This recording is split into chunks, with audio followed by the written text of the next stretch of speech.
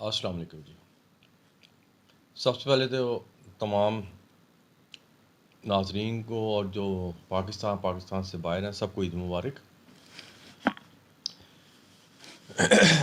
آپ کی خدمت میں اس لیے حاضر ہوئے ہیں کہ عید کے ہوتے ہیں 3 دن، پہلا دوسرا تیسرا دن. تو جب چاند نکلا تب بھی ہم نے کہا اس سے فائدہ اٹھائیں، اور جب چاند رات ہوئی ہم نے کہا اس سے فائدہ اٹھائیں، اور جب پیچھے سورج کو گرہن لگا تو ہم نے کہا اس سے فائدہ اٹھائیں. تو میں نے یہی سوچا کہ اگر ہم رمضان میں اور ہم ہر چیزوں سے فائدہ اٹھاتے جا رہے ہیں تو یہ جو عید کے 3 دن ہوتے ہیں ان کا بھی ایک بڑا اسپیشل وظیفہ ہوتا ہے جس سے ہم اللہ تعالیٰ سے بڑا کچھ لے سکتے ہیں. تو میں نے اس لیے کہا کہ یہ بھی بتانا لازمی ہے.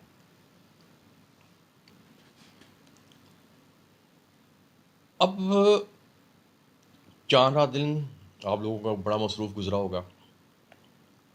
آج پہلا دن ہے، آج بھی بہت مصروف دن گزرا ہوگا. کہیں آنا کہیں جانا، کبھی دوستوں کا آنا، کبھی دوستوں کے گھر جانا، فیملی کا آنا، فیملی کا جانا. اور کل دوسرا دن ہوگا، دوسرے دن بھی یہ مصروفیت رہیں گی، پھر تیسرے دن جا کے تھوڑا سکون ہوگا. لیکن میں نے کہا تھا کہ میں آپ کو یہ وظیفہ بتا دوں تاکہ جب آپ کو ٹائم ملے، جب آپ ریلیکس ہوں تو پڑھ لیں، تاکہ ان 3 دنوں میں کسی ایک دن یہ پڑھ کے اس کا فائدہ اٹھا لیا جائے. اور یہ 3 دن لوگ اپنی اپنی زندگی میں مگن ہوتے ہیں، اور ہونا بھی چاہیے کیونکہ سال بعد تو اتنا یہ آتا ہے. لیکن اگر ہم وقت نکال کے نا اس عمل کو کر لیں تو اللہ تعالیٰ اس دن یا اس وظیفے یا جو ہم پڑھیں گے اس کے صدقے میں 70,000 ہماری حاجات پوری کرتے ہیں. 70,000. اور عمل بھی بڑا طاقتور ہے جس سے آپ کی تمام پریشانیاں بھی ختم ہو جاتی ہیں. تو اچھا، آپ کو یہ تو پتہ ہے کہ یہ شوال کا مہینہ ہے، اور یہ بھی پتہ ہے کہ یہ اسلام کا اگر گنتی میں آئیں تو 10واں مہینہ ہے.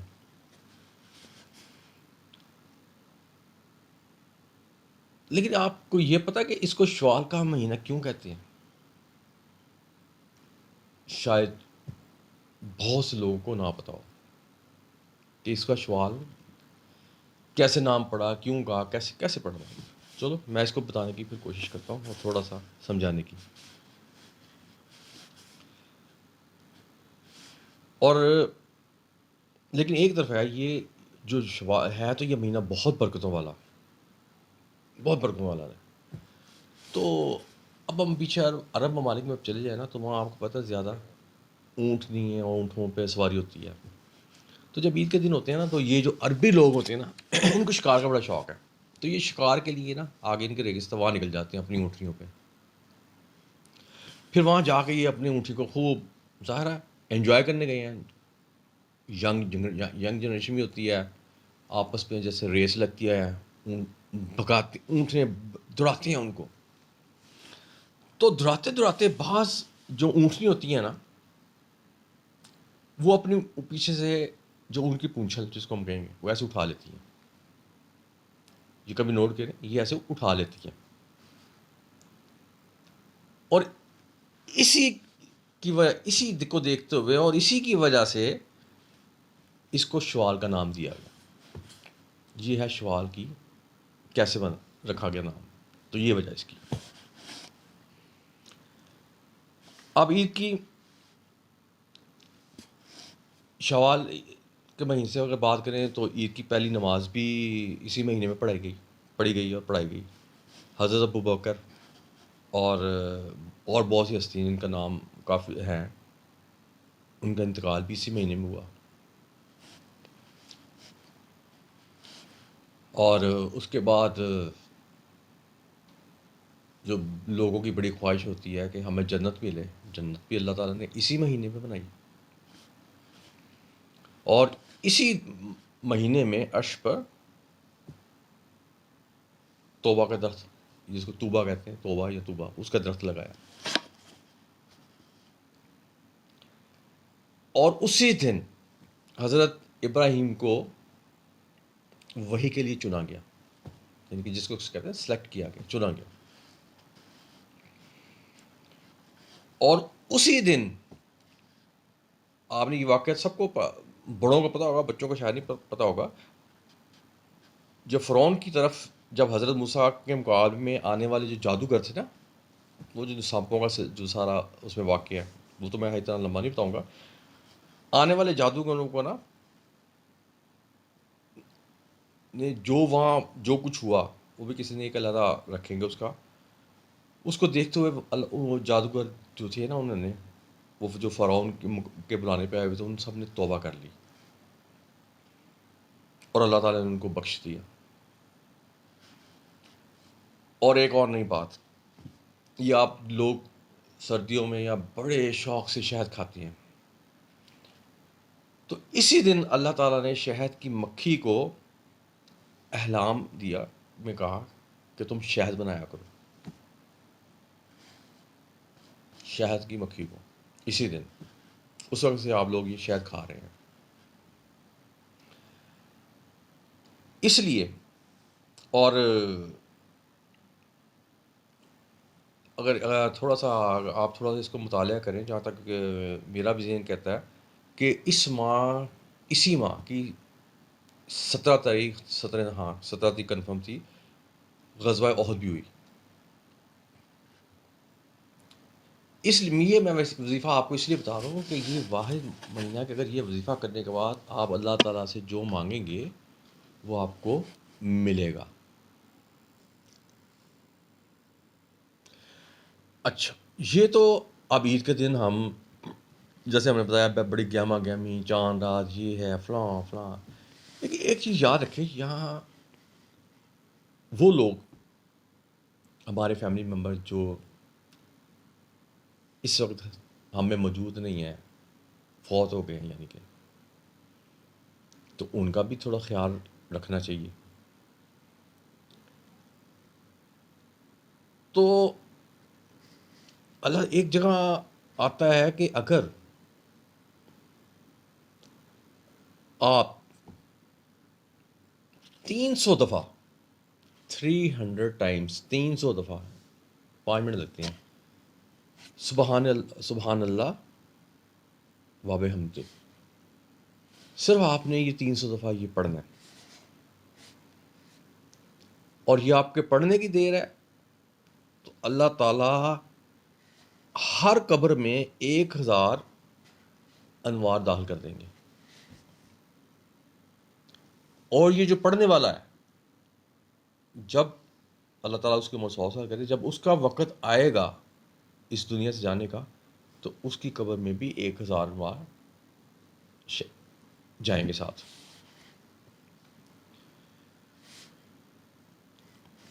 ان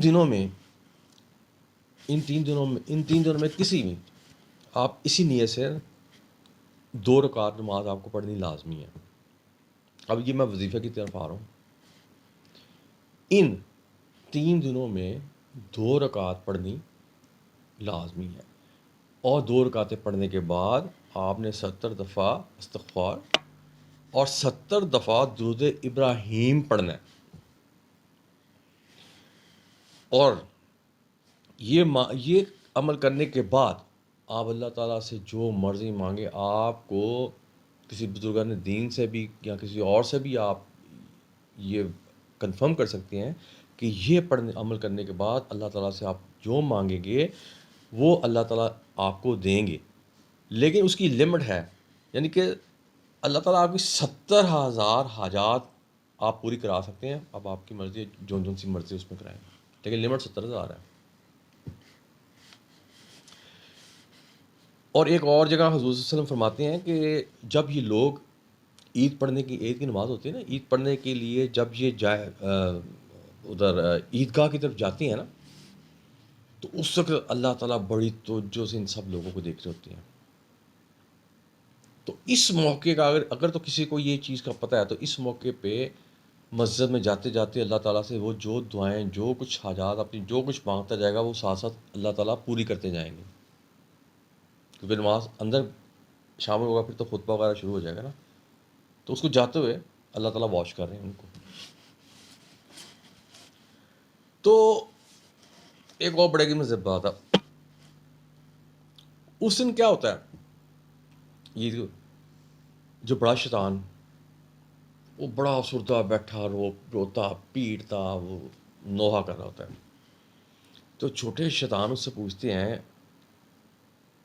کہ کیا وجہ آپ اتنا پیٹ رہے ہیں، یہ کر رہے ہیں، رونا پیٹنا ڈالے ہوئے ہیں. تو آگے سے پتہ وہ زور ہو گیا کی چیز کہتا ہے بس آج عید کا دن تھا، رمضان ختم ہوا ہے اور آج اللہ تعالیٰ نے اپنے حضور کی ساری امت کو بخش دیا، یعنی کہ اس کے سارے سال کی کرائے پہ پانی پھر گیا اور وہ رو رہا ہے. سارا جس کی محنت ضائع ہوتی ہے وہ تو ایسے یوں کرتا ہے. جیسے اگر آپ ایگزام دیتے ہیں، بڑا ایگزام دے دیا کسی کا، خدا نہ خواستہ کوئی کسی سبجیکٹ میں فیل ہو گئے، تو بندہ تو روتا تو ہوتا ہی نا کہ میرے پورے سال کی. تو اسی طرح وہی شیطان کا حال تھا.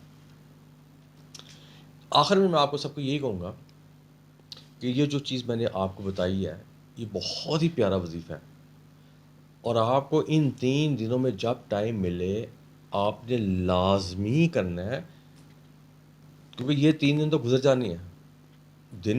وقت گزرتے پتہ نہیں لگتا، یوں دن چڑھتا ہے یوں رات ہو جاتی ہے. تو یہ 3 دن تو گزر جاتے ہیں، اس لیے میں کہتا ہوں آج بھی آپ بے شک نہ کریں.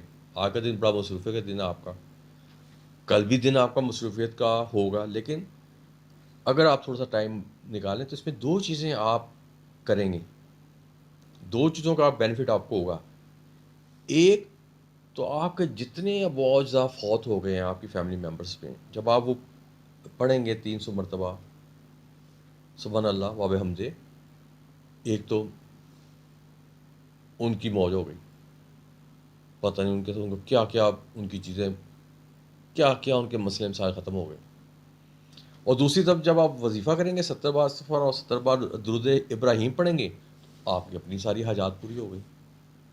اور حاجات کی زیادہ سے زیادہ تعداد کتنی ہے؟ 70,000. اس لیے میں آپ سب سے یہی کوشش کروں گا کہ کوشش کریں کہ اگر ٹائم ملتا ہے تو اس کو لازمی پڑھیں. تو یہ وہ وظیفہ تھا جو میں نے کہ اپنی ذمہ داری سمجھا کہ میں آپ کو بتا دوں، تاکہ عید کے 3 دنوں میں آپ کسی بھی ٹائم پہ اس کو یوٹیلائز کر سکیں.